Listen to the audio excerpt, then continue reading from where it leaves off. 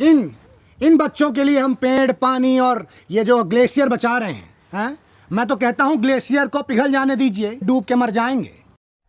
इस सज्जन को क्या तकलीफ है भाई?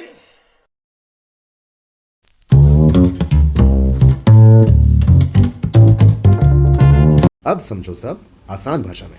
इस क्लास में सब कुछ आसान भाषा में समझाया जाता है। अगर आप भी किसी ऐसे बालक या बालिका को जानते हो जिसे बातों बातों में फिजिक्स समझनी हो तो उसे ये वीडियो जरूर भेजें। अब बात करते हैं इलेक्ट्रिक पोटेंशियल की। ये हम आज ओम्स लॉ पढ़ने वाले हैं, कॉम्बिनेशन ऑफ रेजिस्टर्स देखने वाले हैं। हालांकि आज बस उसका बेसिक हो पाएगा, राइट। सो वो सारी चीजें पढ़ने से पहले थोड़ा सा आपको इलेक्ट्रिक पोटेंशियल का आइडिया होना चाहिए, राइट। सो सबसे पहले इलेक्ट्रिक पोटेंशियल की मैं आपको डेफिनेशन बताऊंगा जिससे आप हो जाओगे कंफ्यूज, राइट। फिर उस डेफिनेशन के बाद मैं आपको जो चीजें दिखाऊंगा वो ज्यादा इंपॉर्टेंट है फिलहाल आपके लिए, राइट। तो डेफिनेशंस देखिए, सबसे पहले इलेक्ट्रिक पोटेंशियल को डिफाइन कैसे किया गया है। Work done in bringing a unit positive charge from infinity to that point is called electric potential of that point. ठीक है, सो मैं यहाँ पे पहले लिख लेता हूँ, रुकिए। तो electric potential at a point, अब मैं अच्छे से लिख लेता हूँ, उसके बाद मैं आपको आराम से समझाता हूँ। Electric potential at a point is defined as work done in bringing unit positive charge. Unit positive charge मतलब क्या? एक कूलम्ब चार्ज, एक कूलम्ब पॉजिटिव चार्ज, है ना। Unit positive charge from infinity to that point. चलिए, definition की बात तो हो गई, अब जरा आप समझिए यहाँ पे। लेट्स से यहाँ पे आप देखने की कोशिश कीजिए कि मान लेते हैं कि कोई 1 कूलम्ब चार्ज है जो कि हमारा काफी दूर रखा हुआ है, इंफिनिटी पे रखा हुआ है, राइट। हम इस 1 कूलम्ब चार्ज को इंफिनिटी से लेके यहाँ पे लाके रखना चाहते हैं, राइट। अब यहाँ पे लाएंगे तो अब देखिए यहाँ पे जो सिस्टम है, जो सराउंडिंग है, उस सराउंडिंग में पहले से हमारी बहुत सारे चार्जेस हो सकते हैं, राइट। हो सकता है यहाँ पे कोई पॉजिटिव चार्ज हो जो कि इस पॉजिटिव चार्ज को आएगा जब ये, तो उसको रिपेल करे, राइट। हो सकता है यहाँ पे कॉम्बिनेशन ऑफ पॉजिटिव चार्जेस हो, कोई हो सकता है नेगेटिव चार्ज भी हो सराउंडिंग में, राइट। तो आप किसी भी पॉइंट पे जब इन्फिनिटी से मतलब बहुत दूर से लेके 1 कूलम्ब चार्ज लाएंगे तो आपको कुछ ना कुछ वर्क डन करना पड़ेगा, राइट। वो वर्क डन पॉजिटिव भी हो सकता है, वो नेगेटिव भी हो सकता है, all depends on the surrounding कि आपके सराउंडिंग में कैसे चार्जेस है, राइट। जैसे एक एग्जांपल देखिए, अगर यहाँ पे पॉजिटिव चार्ज है, ठीक है, यहाँ पे पॉजिटिव चार्ज है और आप ये नेगेटिव चार्ज हटा देता हूँ, यहाँ पे इरेज कर देता हूँ, राइट। एंड और यहाँ से आप इन्फिनिटी से 1 कूलम्ब चार्ज ला रहे हैं धीरे धीरे, तो क्या होगा, जैसे जैसे आप पास लाएंगे रिपल्शन जो है इन दोनों पॉजिटिव चार्जेस के बीच का, आप जो ला रहे हैं 1 कूलम्ब, और ये जो पहले से रखा हुआ है यहाँ पॉजिटिव चार्ज, इन दोनों के बीच का रिपल्शन बढ़ता जाएगा क्योंकि डिस्टेंस कम हो रहा है, राइट। तो रिपल्शन बढ़ेगा, आपको इसी तरफ मूव करवाना है इस पॉजिटिव 1 कूलम्ब चार्ज को, तो क्या है, आप फोर्स लगाओगे इस डायरेक्शन में, राइट। डिस्प्लेसमेंट भी होगा इस डायरेक्शन में, तो क्या हो रहा है, आप वर्क डन कर रहे हो पॉजिटिव। ये समझ आया नहीं आया, राइट। सिमिलरली अगर यहाँ पे नेगेटिव चार्ज होता पॉजिटिव चार्ज की जगह, तो क्या सीन होता, ये नेगेटिव चार्ज इस 1 कूलम्ब को जो आप जो ला रहे हो वो उसको ऑब्वियसली उसको पुल कर रहा होता, अपनी तरफ पुल कर रहा होता, राइट। तो आप धीरे धीरे लाओगे, आप उसको काइनेटिक एनर्जी नहीं दोगे, राइट। वर्क डन देखो, ध्यान देना कि जो वर्क डन कर रहे हैं in bringing unit positive charge from infinity to that point slowly, ठीक है। यहाँ पे मैं लिख देता हूँ स्लोली, ये पॉइंट भी इंपॉर्टेंट है, राइट। तो इस केस में आप फोर्स उल्टा लगाएंगे, जब यहाँ पे आपका नेगेटिव चार्ज होगा, डिस्प्लेसमेंट होगा इस डायरेक्शन में, फोर्स आप लगाएंगे इस डायरेक्शन में, तो अपोजिट हो गया ना ये, राइट। तो अगर अपोजिट हो गया इसका मतलब वर्क डन क्या हो गया आपका, वर्क डन आपका नेगेटिव हो गया, राइट। तो पोटेंशियल आपके उस पॉइंट पे पोटेंशियल भी नेगेटिव हो जाएगा। ये समझ आया नहीं आया? सो जो पोटेंशियल है वो डिपेंड करता है सराउंडिंग पे, फर्स्ट थिंग, ठीक है। सो आप इसको जरा मैं आप बताऊं, मान लेते हैं कि वो क्यू चार्ज लेके आया इंफिनिटी से लेके कहां तक, किसी पॉइंट 1 कूलम्ब चार्ज की जगह वो क्यू कूलम्ब चार्ज पॉजिटिव लेके आया इंफिनिटी से लेके एक पार्टिकुलर पॉइंट यहां तक, राइट। इसको लाने में उसको लगा डब्ल्यू वर्क डन, ठीक है।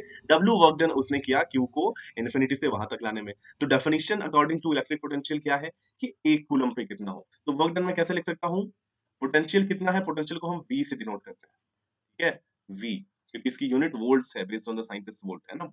यहाँ पे देखो, तो V is equal to work done per unit charge, मैं इस तरीके से भी इसको लिख सकता हूँ, राइट। 1 कूलम्ब चार्ज, Q पे हमने W वर्क किया तो एक पे कितना, W बाई Q। इसी को कहा जाता है इलेक्ट्रिक पोटेंशियल, जिसकी SI यूनिट होती है वोल्ट। क्लियर है? क्लियर है कि नहीं? तो वर्क डन होता है जाउल, तो जाउल पर कूलम्ब आप क्या बोलेंगे, जाउल पर कूलम ही कहलाता है हमारा वोल्ट। ये समझ आया या नहीं आया? चलिए अब यहाँ पे देखने वाले हैं हम नेक्स्ट टॉपिक, जो कि है direction of motion of charge. हमने पढ़ा होगा, आपने बहुत सारी बुक्स में देखा होगा कि भाई positive charge move from higher potential to lower potential, नहीं तो पॉजिटिव से नेगेटिव टर्मिनल। ये सारी चीजें क्यों होती हैं, ये समझने की कोशिश करते हैं। ये आराम से सभी लोग बैठ के देखें, ठीक है, तब जाके ये समझ आएगा। ये चीज को मैं थोड़ा साइड में लिख देता हूँ, रिप्रेजेंटेशन अच्छा रहेगा फिर उसमें। ये क्लियर हो गई होगी, डेफिनेशन तो आपको अच्छे से समझ आ गई होगी, ठीक है। अब जो मैं समझाने वाला हूँ वो भी सब लोग एकदम बिल्कुल ध्यान से देखेंगे। यहाँ पे मैं बस एक डेफिनेशन लिख देता हूँ कि V is equal to W/Q, ठीक है। ये स्टेटमेंट आपको याद रखना है, ठीक है। चलो देखो, अब यहाँ पे ध्यान से देखो, कौन सा चार्ज कहाँ से कहाँ मूव करेगा, उसकी डायरेक्शन हम कैसे डिफाइन करते हैं, कैसे हम उसकी डायरेक्शन बताते हैं।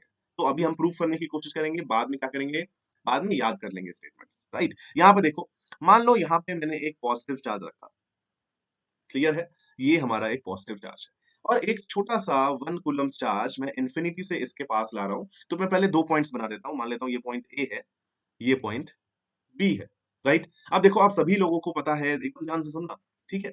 आप सभी लोगों को पता है कि अगर मैं इसको 1 कूलम चार्ज को इस पॉजिटिव चार्ज के पास में ला रहा हूं, दोनों पॉजिटिव है तो रिपल्शन हो रहा होगा, राइट। तो पास लाने के लिए मैं फोर्स इस डायरेक्शन में लगा रहा हूँ, बॉडी का डिस्प्लेसमेंट भी इस डायरेक्शन में है चार्ज का, राइट। तो इसका मतलब मैं वर्क कर रहा हूं, पॉजिटिव वर्क कर रहा हूं, किसपे, 1 कूलम पे। ये क्लियर है।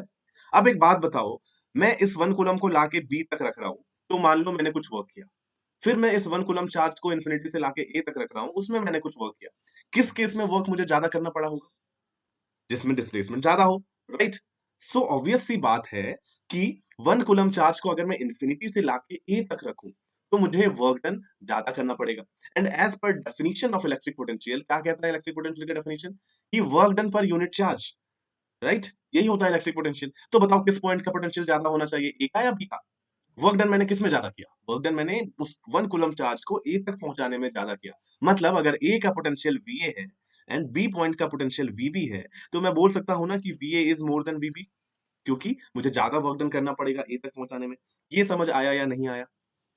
अगर आपको ये बात समझ अच्छे से आ गई है, तो अब आप आगे देखिए, आगे की कहानी क्या है, right. So VA is greater than VB समझ गए। अब सपोज करता हूं कि मैं यहाँ पे एक पॉजिटिव चार्ज छोड़ देता हूं, ठीक है। तो क्या होगा, ये पॉजिटिव चार्ज को अगर मैं ए पे रख दूं, तो क्या होगा, ये इसको रिपल्शन फील होगा इस पॉजिटिव चार्ज की वजह से, राइट। एंड रिपल्शन की वजह से वो इस डायरेक्शन में मूव करेगा, राइट। सो मैं बोल सकता हूं कि a positive charge is going from higher potential VA to lower potential VB by itself.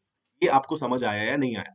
Positive charge higher से लोअर पोटेंशियल की तरफ खुद से जाता है, लेकिन अगर आप यहाँ पे बी पॉइंट पे एक नेगेटिव चार्ज रख दो, तो उसको तो ये पॉजिटिव चार्ज अट्रैक्ट करेगा, ये वाला पॉजिटिव चार्ज, राइट। तो ये इस डायरेक्शन में जाएगा, जो कि है लोअर पोटेंशियल से हायर पोटेंशियल। मतलब मैं यहाँ पे एक स्टेटमेंट लिख सकता हूं कि negative charge goes from lower potential to higher potential by itself.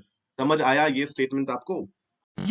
तो ये स्टेटमेंट मैं यहाँ पे लिख दूंगा, क्योंकि आई होप अब ये सारी चीजें तो आपको परेशान नहीं करेंगी, राइट। तो रटना नहीं है, राइट। आप अगर भूल जाओगे तो आप खुद से देख सकते हो कि कौन सा चार्ज किधर से जाता है, क्योंकि अब आपको रीजन पता है कि क्यों जाता है, राइट। चलो, तो रटने की कोई भी आवश्यकता नहीं है, कोई भी नेसेसरी नहीं है, नेसेसरी नहीं। देखिए यहाँ पे तो स्टेटमेंट लिख देता हूं मैं, क्या है स्टेटमेंट, तो positive charge goes from higher potential to lower potential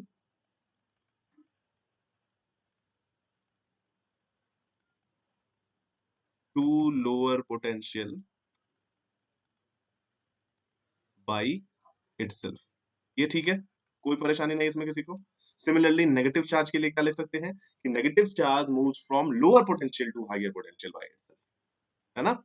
negative charge goes from lower potential LP से लिख देता हूं to higher potential HP by self. ये क्लियर हुआ या नहीं हुआ, जल्दी से बताओ। ये दोनों पॉइंट्स क्लियर है? पॉजिटिव चार्ज हायर से लोअर जाएगा, नेगेटिव चार्ज लोअर से हायर जाएगा, बिना मेहनत के। आपको कुछ नहीं करना है, आप छोड़ दो, खुद से कुछ चले जाएगा।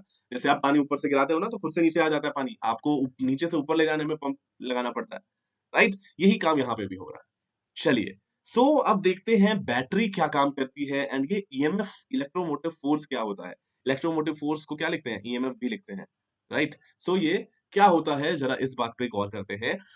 ओके, अब आप सभी लोगों को लग रहा होगा कि इलेक्ट्रोमोटिव फोर्स कोई फोर्स है, इसका नाम फोर्स वाला है, ये फोर्स नहीं होता है, राइट। तो अभी देखो क्या है, एक सबसे पहले अरे खैर कोई बात नहीं, देखो। सो यहाँ पे देखिए कि लेट्स से कि ये एक वाटर टैंक है, ठीक है, ओवरहेड टैंक, ठीक है, ये ओवरहेड टैंक है। ये क्या है, ये पंप है। और ये बेसमेंट में, घरों के नीचे जो बेसमेंट होता है ना, वहां पे जहां पे वाटर स्टोर किया जाता है, तो ये वो वाला टैंक है, ठीक है। क्या होता है सीन, पहले पानी जो आता है, बहुत सारे घरों में ऐसा सिस्टम रहता है कि पहले जो पानी आता है वो नीचे वाले टैंक में आके खुद से जमा हो जाता है।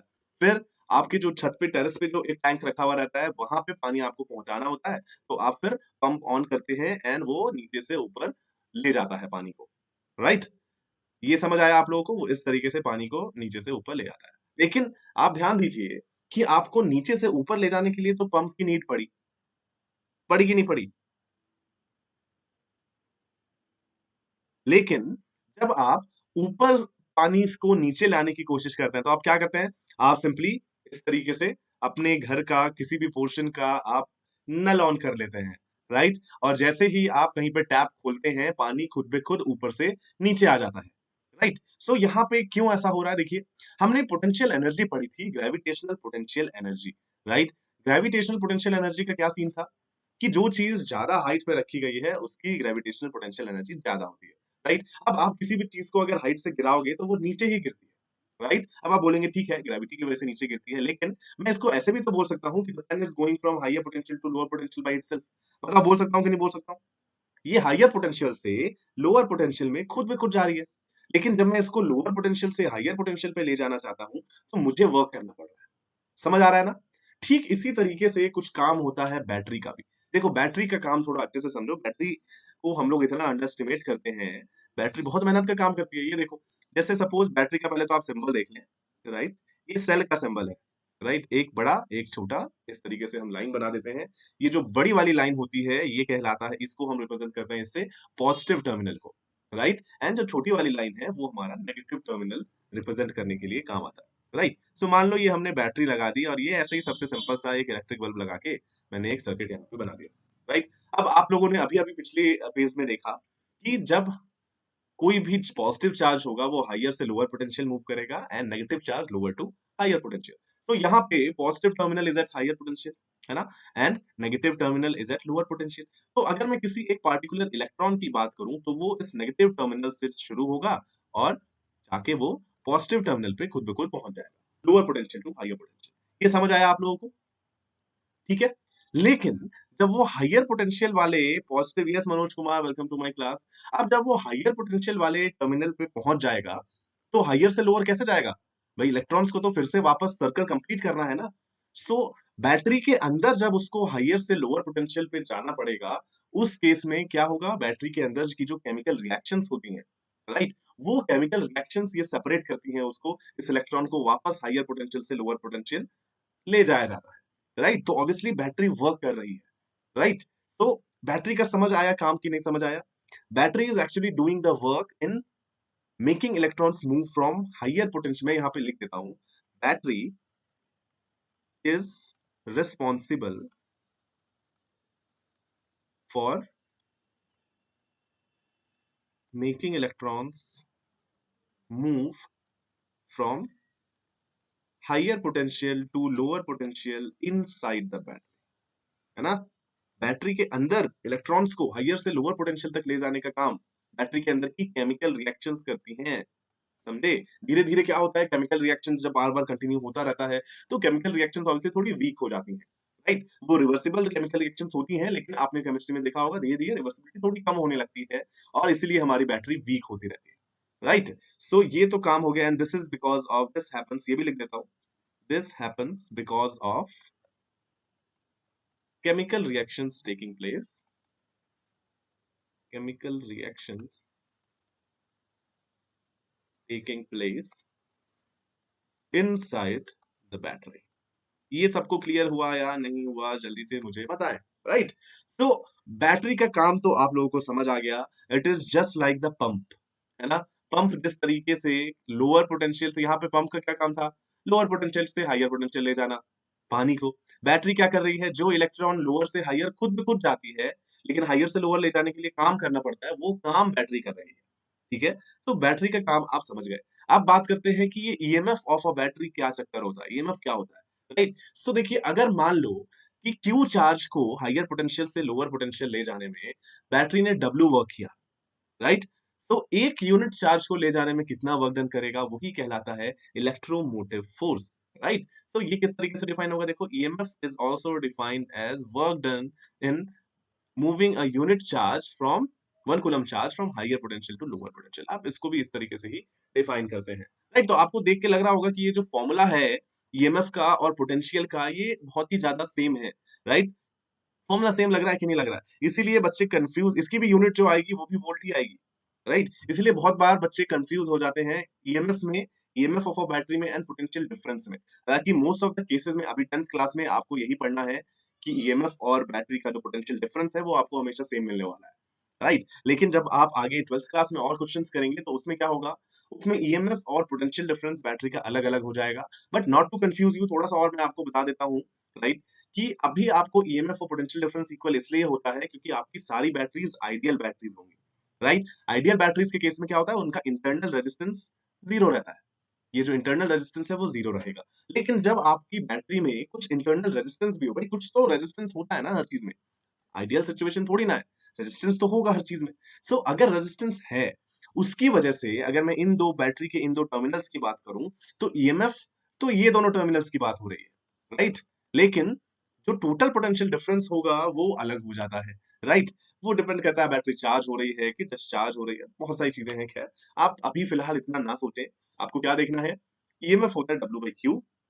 और जैसे बैटरी पे लिखा रहता है ना कि जैसे ये 5 वोल्ट की बैटरी है, तो अभी फिलहाल के लिए आप 5 वोल्ट को ही ईएमएफ एंड पोटेंशियल डिफरेंस मान लीजिए, ठीक है।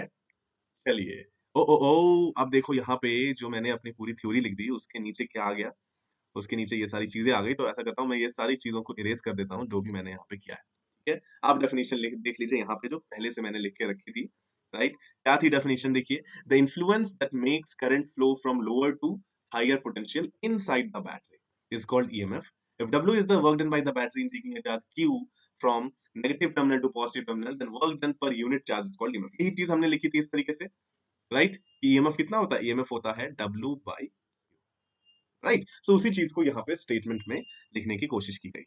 ये समझ आया आप लोगों को, राइट। ओम्स लॉ की बात करेंगे और उसके बाद देखेंगे कॉम्बिनेशन ऑफ रेजिस्टर्स का इंट्रोडक्शन, राइट। एंड कल की क्लास में फिर ओम्स लॉ की हेल्प से हम लोग क्या देखने वाले हैं, हम लोग देखने वाले हैं कि इक्विवेलेंट रेजिस्टेंस क्या सीन होता है, क्या बना है ये, राइट। तो सबसे पहले तो ओम्स लॉ देखो। ये ओम्स लॉ कहता है कि बहुत ही सिंपल है, आप इतने सिंपल से समझो कि आप पहले, मैं डेफिनेशन के अलावा मैं पहले आपको एक यहाँ पे एक्सपेरिमेंट सा बताता हूँ। मान लो यहाँ पे एक इलेक्ट्रिक बल्ब आपने लगाई हुई है, राइट, और ये बैटरी है, ठीक है। आपने सपोज करते हैं 5 वोल्ट की बैटरी लगाई, ठीक है। सो ये बल्ब ग्लो करेगा। फिर आपने 5 वोल्ट हटा के मान लो 10 वोल्ट की बैटरी लगा दी, तो ये ग्लो करेगा। फिर आपने 10 वोल्ट हटा के 15 वोल्ट लगाया, फिर भी ये ग्लो करेगा। किस केस में ग्लो ज्यादा होगा, ऑब्वियसली जब आप 15 वोल्ट की बैटरी लगाएंगे तो बल्ब आपका ज्यादा ग्लो करेगा। बल्ब क्यों ग्लो करता है, जब करंट पास होता है तो ग्लो करता है सर, ये तो समझ आ गया आपको, राइट। तो इससे मैं डायरेक्टली ये बोल सकता हूं कि भाई देखो, कोई भी हमारे पास कंडक्टर हो, कोई भी चीज हो, अगर आप उसके एंड्स के अक्रॉस पोटेंशियल डिफरेंस इंक्रीज करते हैं तो उसमें से जो करंट जा रहा होगा वो करंट भी इंक्रीज हो जाएगा। इसमें तो किसी को कोई डाउट नहीं होना चाहिए, right.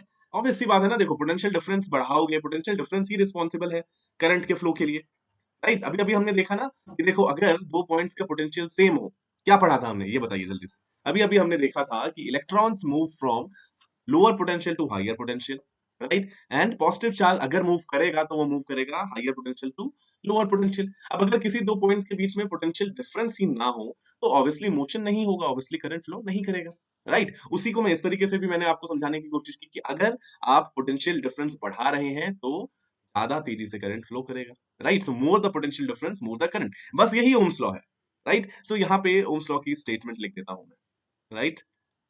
According to Ohm's law क्या कहता है कि current passing through any conductor, ध्यान दीजिए, current passing through any conductor is directly proportional to the voltage difference across its end, है ना। एट गिवन टेम्परेचर, ये बहुत ही जरूरी पॉइंट रहता है, नहीं तो बहुत ही ज्यादा मार्क्स काट लिए जाते हैं अगर आपने सिर्फ एट गिवन टेम्परेचर ना लिखा हो। राइट, टेम्परेचर आपको कांस्टेंट रखना है, तब ये पूरा पूरा अच्छे से वैलिड होगा, नहीं तो टेम्परेचर के साथ साथ हमने देखा था क्या हो जाता है, रेजिस्टेंस बदल जाता है। राइट, तो इसीलिए हमें टेम्परेचर यहाँ पे आपको लिखना पड़ेगा कि एट अ गिवन टेम्परेचर। ये क्लियर है भाई चीजें आपको? थोड़ा सा बस ओम्स लॉ का देख लेते हैं बेसिक, फिर और आगे कल की क्लास में हम आज कल की क्लास में पढ़ेंगे। राइट, सो ओम्स लॉ क्या कहता है कि भाई देखो, current passing through any conductor is directly proportional to the voltage across its end at given temperature. So मान लेते हैं कि कोई कंडक्टर है, राइट, उसके अक्रॉस वोल्टेज डिफरेंस कुछ होगा, तो यहाँ पे सीधा ये लिखा हुआ है ना, देखिए current is directly proportional to potential difference. ठीक है, अब जब आप प्रोपोर्शनैलिटी का साइन हटाएंगे तो क्या आएगा, एक कांस्टेंट। लेकिन इस केस में जो कांस्टेंट आता है वो हमारा डिनोमिनेटर में आता है। क्यों आता है डिनोमिनेटर? सबसे पहले तो देखिए ये कांस्टेंट क्या है, ये कांस्टेंट है रेजिस्टेंस। राइट, और ये रेजिस्टेंस डिनोमिनेटर में आने का रीजन है, देखो अगर आपका रेजिस्टेंस बढ़ा ज्यादा होगा तो ऑब्वियसली करंट कम होगा ना। ये तो वायर पे डिपेंड करेगा, वायर के डायमेंशन पे, क्योंकि ऑब्वियसली ये कांस्टेंट है for a given situation. Right, so इसीलिए ये आपका डिनोमिनेटर में आया है, क्योंकि ऑब्वियसली अगर ये कांस्टेंट ज्यादा होगा तो करंट कम होगा। इसी को लिखा जाता है V is equal to I R करके, और बच्चे जनरली बोलते हैं कि V is equal to I R is Ohm's law. V is equal to I R is not Ohm's law. जैसे बच्चे बोलते हैं ना कि F is equal to M A, ये होता है मेरा सेकंड लॉ ऑफ मोशन। भाई F is equal to M A is not the second law of motion, ये तो उससे हमने रिजल्ट निकाला। सेकंड लॉ ऑफ मोशन क्या कहता है कि force is equal to rate of change of momentum, ये होता है सेकंड लॉ ऑफ मोशन। इसी तरीके से V is equal to I R, ये ओम्स लॉ नहीं है। ओम्स लॉ तो आपका ये स्टेटमेंट है कि current passing through any conductor is directly proportional to the voltage difference. Happy teachers Ritesh Kushwaha, okay thank you so much Ritesh. बिल्कुल आशीर्वाद है मेरा आप सभी लोगों के साथ, ठीक है, बिल्कुल आप लोग अच्छे से पढ़िए, बाकी जो भी डाउट्स हैं सॉल्व करने के लिए हम लोग हैं यहाँ पे। राइट, तो आशीर्वाद है, ये लो, यहाँ से शक्ति निकल रही है। ठीक है, चलो बहुत अच्छे से पढ़ो आप लोग, जो भी डाउट्स हैं हमसे क्लियर करते रहो। राइट, सब कुछ अच्छा रहेगा, चिल मारो एकदम। चलिए, ये आपको समझ आया V is equal to I R. अब ये V क्या है ये बता दो मुझे। V पोटेंशियल डिफरेंस है, जैसे मैं यहाँ पे एक डायग्राम बना देता हूँ आपको, उससे ज्यादा समझ आएगा आपको। राइट, तो मान लेता हूँ ये कोई रजिस्टर बना दिया मैंने, इस पॉइंट का पोटेंशियल VA है, इस पॉइंट का पोटेंशियल VB है। अगर VA ज्यादा है तो करंट की डायरेक्शन क्या होती है बताओ, higher to lower in the direction of positive charge या opposite to direction of negative charge. तो करंट जाएगा हायर टू लोअर, यहाँ पे मैंने VA को ज्यादा लिखा है VB से। राइट, सो करंट अगर I फ्लो हो रहा है तो ये V जो हमने लिखा है ना ओम्स लॉ में, वो एक्चुअली पोटेंशियल डिफरेंस है, वो है VA minus VB is equal to I into R, where R is the resistance, है ना, ये इसका रेजिस्टेंस R। समझ आया आप लोगों को? ये होता है हमारा ओम्स लॉ। अब अगर आप पोटेंशियल डिफरेंस और करंट के बीच में अगर आप वो बनाना चाहें, एक ग्राफ बनाना चाहें, राइट, सो ग्राफ किस तरीके का बनेगा, देखिए अगर मैं इस पे यहाँ पे V लिख दूं, यहाँ पे I लिख दूं, तो VI ग्राफ अगर मैं बनाना चाहूं तो देखिए V by I is constant ना, V बाई आई तो कांस्टेंट है जो कि R, तो आपका ग्राफ जो आएगा वो एक स्ट्रेट लाइन आएगा। राइट, जिसका जो स्लोप होगा वो बताएगा आपका रेजिस्टेंस का वैल्यू। राइट, सो अगर आपके पास कोई VI ग्राफ गिवन है, दो ग्राफ है, एक ये ग्राफ और एक ये वाला ग्राफ, राइट, रेड और ग्रीन ग्राफ, आपसे पूछा जाए कि बताओ किस केस में रेजिस्टेंस ज्यादा है, तो जिसका स्लोप ज्यादा है ये वाला रेड वाली वायर, उसका रेजिस्टेंस ज्यादा होगा। समझ आ रही है ये सारी बातें आप लोगों को? जल्दी से बताइए। सो आज की क्लास में तो चलो ओम्स लॉ तक ही पढ़ते हैं, इसके एप्लीकेशंस हम और देखने जा रहे हैं आने वाली क्लासेस में। राइट, बहुत बड़ा चैप्टर है इलेक्ट्रिसिटी, एंड बहुत सारे क्वेश्चंस हम करेंगे तभी जाके ये क्लियर होगा। राइट, तो कल की क्लास में देखो हम क्या पढ़ने वाले हैं, टाइम से आ जाना। कॉम्बिनेशन ऑफ रेजिस्टर्स पढ़ेंगे, series, parallel, neither series nor parallel, और आराम से इक्विवेलेंट रेजिस्टेंस की बात करेंगे। फिर नेक्स्ट क्लास में हम कुछ क्वेश्चंस करेंगे based on only equivalent resistance. उसकी नेक्स्ट क्लास में हम देखेंगे कि हम पूरा जब सर्किट गिवन हो तो हम किस तरीके से हर जगह पे करंट निकाल सकते हैं, बहुत सारे क्वेश्चंस देखेंगे। राइट, सो आज की क्लास के लिए इतना ही। जो भी बच्चे नए हैं, जो भी बच्चे बाद में देख रहे हैं मेरी क्लास को, तो प्लीज फॉलो द चैनल। सो यहाँ पे ओम्स लॉ की स्टेटमेंट लिख देता हूं मैं। Right, according to Ohm's law क्या कहता है कि current passing through any conductor, ध्यान दीजिए, current passing through any conductor is directly proportional to the voltage difference across its end, है ना। एट गिवन टेम्परेचर, ये बहुत ही जरूरी पॉइंट रहता है, नहीं तो बहुत ही ज्यादा मार्क्स काट लिए जाते हैं अगर आपने सिर्फ एट गिवन टेम्परेचर ना लिखा हो। राइट, टेम्परेचर आपको कांस्टेंट रखना है, तब ये पूरा पूरा अच्छे से वैलिड होगा, नहीं तो टेम्परेचर के साथ साथ हमने देखा था क्या हो जाता है, रेजिस्टेंस बदल जाता है। राइट, तो इसीलिए हमें टेम्परेचर यहाँ पे आपको लिखना पड़ेगा कि एट अ गिवन टेम्परेचर। ये क्लियर है भाई चीजें आपको? थोड़ा सा बस ओम्स लॉ का देख लेते हैं बेसिक, फिर और आगे कल की क्लास में हम आज कल की क्लास में पढ़ेंगे। राइट, सो ओम्स लॉ क्या कहता है कि भाई देखो, current passing through any conductor, bell icon like करें, सब्सक्राइब करें, शेयर करें। राइट, अपने फ्रेंड्स को भेज दो जल्दी से यार, सब लोग साथ में पढ़ेंगे तो कितना मजा आएगा यहाँ पे। राइट, सो चलिए मैं भी आज की क्लास से फिर टाटा बाय बाय बोलता हूँ। ठीक है, मैं हूँ शिवम पटेल एंड आपसे नेक्स्ट क्लास में मिलूंगा। चलिए, सो आज की क्लास एंड करते हैं। Thank you so much everyone. Yes yes, चलिए, सो मैं एंड करता हूँ यहाँ।